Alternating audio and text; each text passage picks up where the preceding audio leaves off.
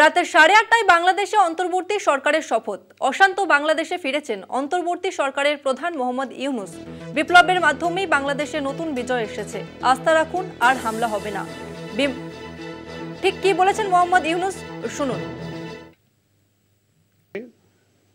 এই আন্দোলন ছড়িয়ে গেছে, প্রতিটি মানুষের মনে গেঁথে আছে, এটা কেউ বলতে পারবে না।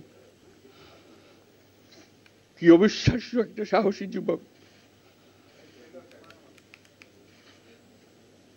বন্দুকের সামনে দাঁড়িয়ে আছে, এবং তারপরে থেকে কোনো যুবক, কোনো যুবতী আর হার মানে নাই, সামনে গিয়ে গেছে এবং বলছে যত গুলি মারো, মারতে পারো, আমরা আছি।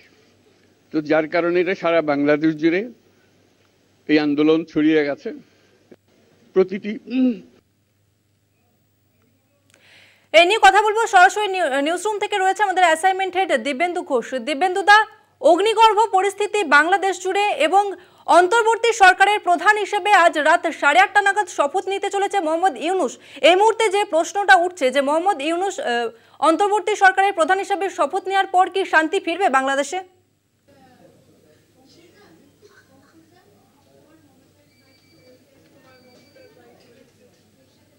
দেবেন্দু, আমার কথা শোনা যাচ্ছে?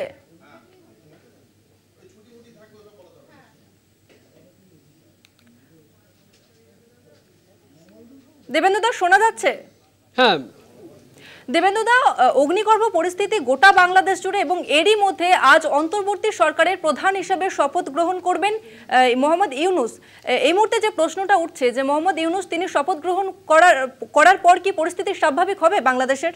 দেখো, মোহাম্মদ ইউনূস আজ দুপুরেই প্যারিস থেকে ফিরেছেন এবং আজ কিছুক্ষণের পরেই অর্থাৎ 8:30 নাগাদ তিনি অন্তর্বর্তী সরকারের প্রধান উপদেষ্টা হিসাবে শপথ নেবেন। এবং এখনো পর্যন্ত আমরা মোটামুটিভাবে 17 জনের নাম পাচ্ছি, অর্থাৎ মোহাম্মদ ইউনূসকে নিয়ে আরও মোট 17 জন। তাদের মধ্যে গুরুত্বপূর্ণ যে নামটা আমি বলবো সেটা হচ্ছে নাহিদ ইসলাম, অর্থাৎ এই বৈষম্য বিরোধী ছাত্র আন্দোলনের যে অন্যতম সমন্বয়ক নাহিদ ইসলাম।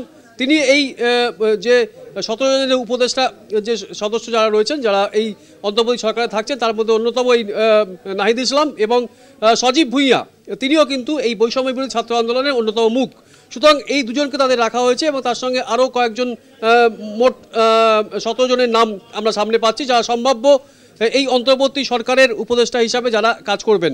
এবং মোহাম্মদ ইউনূস তিনি যখন ঢাকায় ফেরেন এবং ঢাকা বিমানবন্দর শাহজালাল যে বিমানবন্দর, সেখানে নামার পরেই তিনি যেটা বলেছেন যে তার প্রধান কাজ হবে বাংলাদেশে শান্তি ফেরানো। এবং বাংলাদেশের মানুষকে তিনি একটা আশ্বস্ত করার চেষ্টা করেছেন যে আর কোনোভাবেই কিন্তু বাংলাদেশকে উত্তপ্ত করা যাবে না, কোনো রকমভাবে সেখানে অশান্তি ছড়াবে না, এবং বাংলাদেশে শান্তি ফেরানোর কাজই হচ্ছে তার মূল কাজ হবে। সুতরাং এটা তিনি বলেছেন এবং তিনি আমাদের দেখেছি যে তিনি প্রায় কেঁদে ফেলেছেন ঢাকা বিমানবন্দরে যখন তিনি নামেন, তিনি কেঁদে ফেলেন এবং তিনি এটা বলেন যে ছাত্র আন্দোলনের মাধ্যমে যে এই একটা গণতান্ত্রিক অবস্থার প্রতিষ্ঠা হতে চলেছে, সেই জায়গায় দাঁড়িয়ে তার অন্যতম কাজ অন্তত সমস্ত মানুষ যারা আজকে আন্দোলন করেছে, যারা কোথাও হয়তো হিংসার ঘটনা ঘটেছে, বিভিন্ন জেলাতে হয়তো হিংসার ঘটনা ঘটেছে, কিন্তু সেই ঘটনা কিন্তু আর ঘটতে দেওয়া যাবে না।